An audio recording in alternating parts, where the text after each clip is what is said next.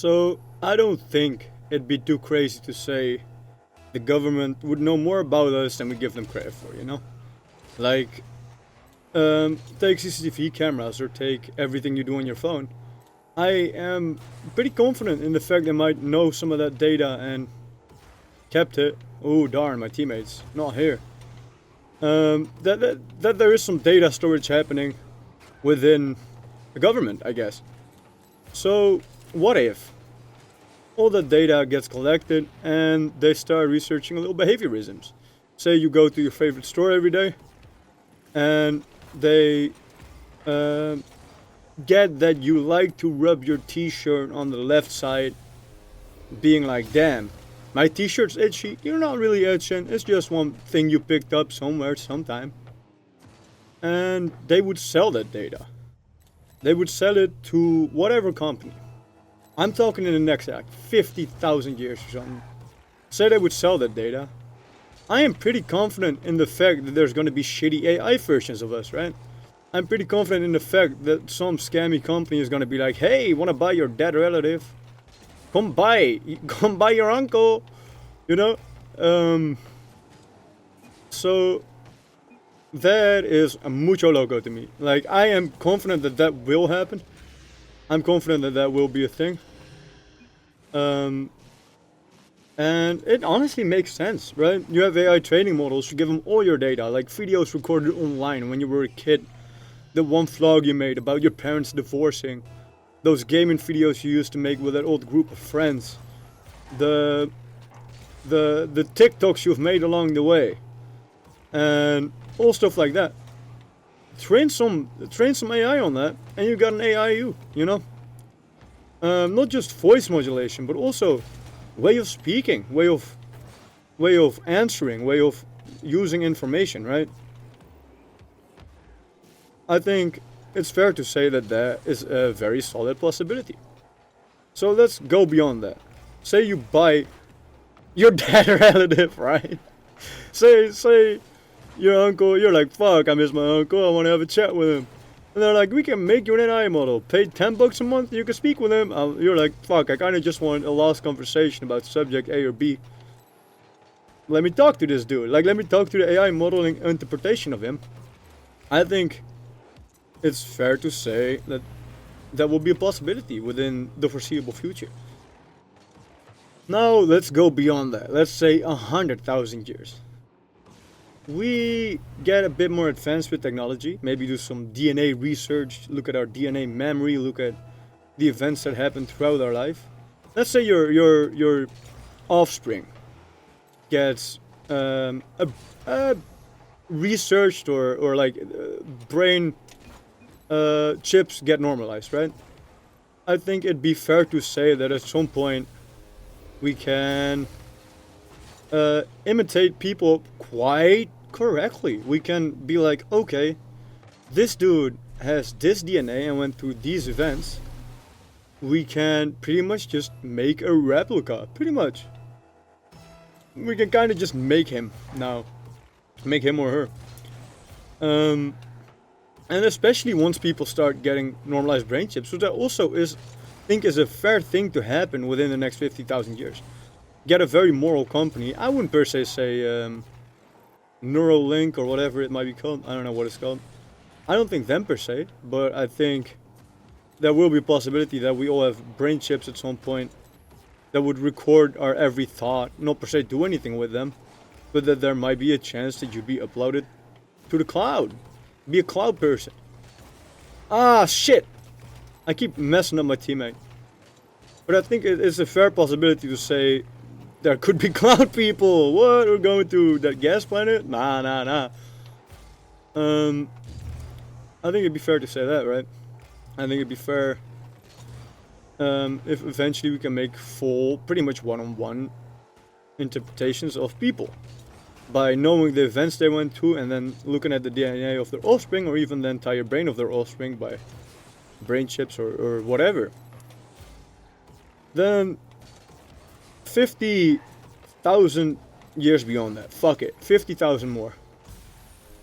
I think the best way we could genuinely embody ourselves. This is mostly perspective of religion, but I think this is broader than religion, since you can still go to heaven and have a replica of you walking around on Earth, right?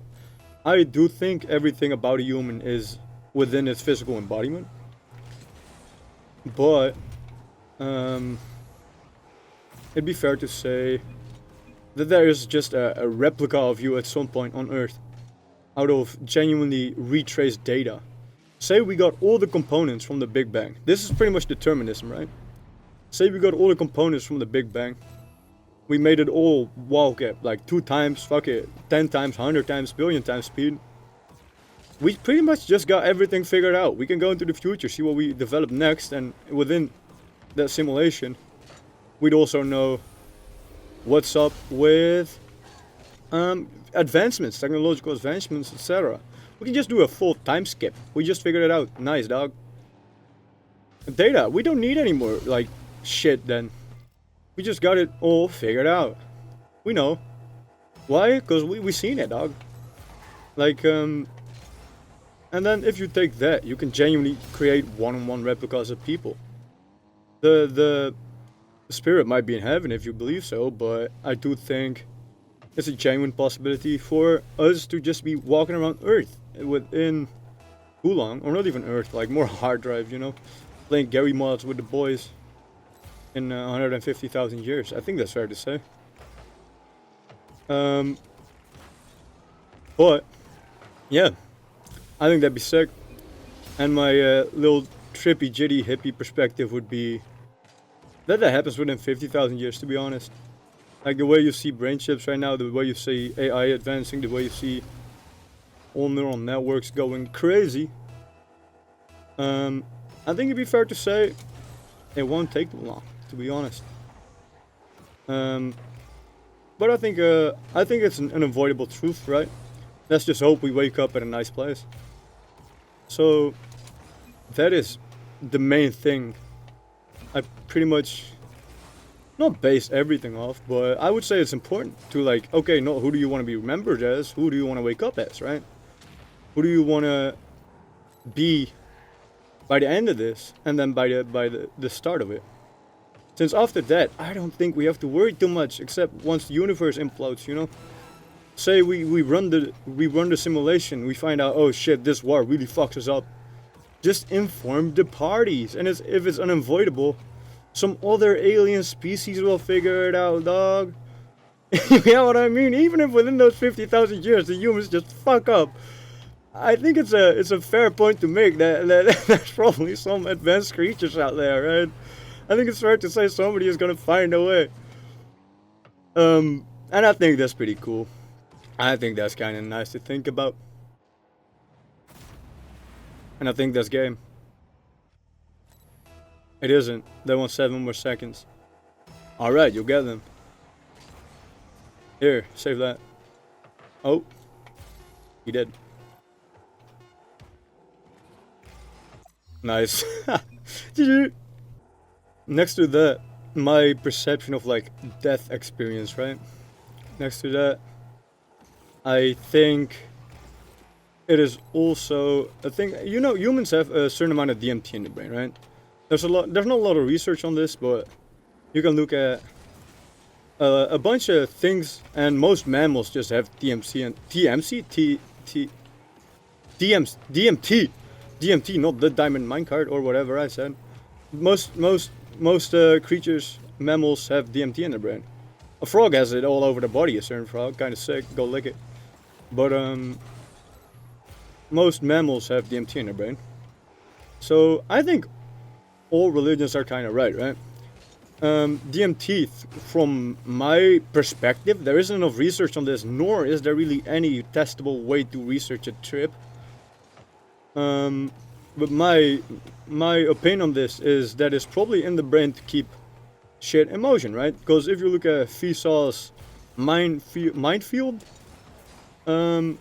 series, he did a video on DMT, and it messed with his central part of the brain.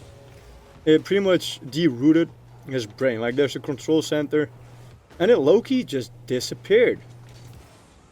But then within time it grew back. Why there would be a low amount of DMT in the brain is keep everything kind of fluid, right? Everything in motion. Make sure it all keeps ticking. Ah, fuck, I fucked up. Teammate! Oh, close. I think it's a fair point to say there's DMT in the brain to keep it in motion. Like, people change. And of course your control center has to change for that. Of course, like, if you grow older and wiser, you aren't gonna be using the same logic, right? There has to be a certain way to keep your brain evolving, even though the static storage might stay the same. But next to that, I would say it is also a thing that might, like, out of panic, out of pure stress on the brain, your brain might release a lot of DMT when you die. So I would honestly make the case that every religion could be right. Could make the case that there might be people genuinely in hell right now. There might be people in heaven. There might be people walking around already on the next version of Earth. There might be whatever. Say you die. It's not always instant, right? There is a certain time it takes to die, like almost every time. Like a heart attack, you know, hey, my heart is stopping, fuck, dead. You get stabbed, oh shit, that's right there, fuck, dead. That type of stuff. So if a lot of DMT would get released when you die, wouldn't that mean you just start tripping? You just trip a lot?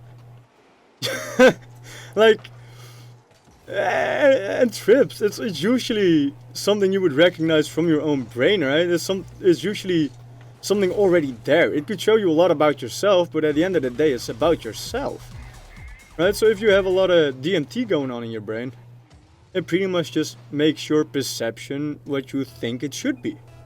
So say you're like, oh fuck, I really fucked up. I did something majorly stupid, and I don't think I'll be at a nice place when I die. When you die, so much DMT gets released that your perception of time might be really slow, and you might be in hell for a bit, or like for a bit, for as long as it would take, I guess, or even after. I don't know. I've never died. But yeah, like imagine you dream, okay, when I die, I will wake up at a place, the fountains are chocolates and the roads are gold. I think it's a fair case to say you might see that for a bit when you die, right? And I think that's a strong thing about religion. It pretty much puts a picture in your head of, hey, this is what will happen. And I think you might meet people when you die, right? In heaven or wherever you go. You might see the faces that you want. The same way you say face in dreams, right? I don't know if dreams have anything to do with DMT. Also, I don't know if any of this is scientifically accurate. But I think it's fair to say that those faces you would see when you die are also a recollection of your memory. I don't think you would remember anything that you haven't seen. If somebody did something and you don't know, you probably wouldn't know, right? So you're gonna see the depictions of people that you have in your head pretty accurate to what you think they should be. And that would be just pretty accurate. Awesome, nice goal. Whoop whoop. We can come back, we got 26 seconds. So I think that would be pretty accurate and on point. And I think it's just sick to think about. Right? But then the question is, right? Would you, once you die, and if you get reborn, like in the way that I talked about in the previous game, right? If we did make the technological advances to pretty much replicate people one-on-one. Oh, baby! If we pretty much got able to replicate beings one-on-one, would one version of us be stuck in a DMT trip and one walking around on Earth? Would you actually come back, since it's nothing but shit in your brain? Like, if you create a perfect replica of a system, it will work the same as the system, right? So would it be you, or would you be stuck in the space that you made for yourself as your interpretation of what it's being? That's an interesting question. I think that's about it. Thank you so much for watching. Have a great day. Bye bye. Epic. Rocket League crashed while I was recording. I think that's pretty dope. That's the first time it ever crashed. Let's go. I've never had Rocket League crash like this. How the fuck does Rocket League crash? It's genuinely hitbox ball map. And while loading in. I think I just tapped out at the wrong time. I think I tapped back in at the wrong time too.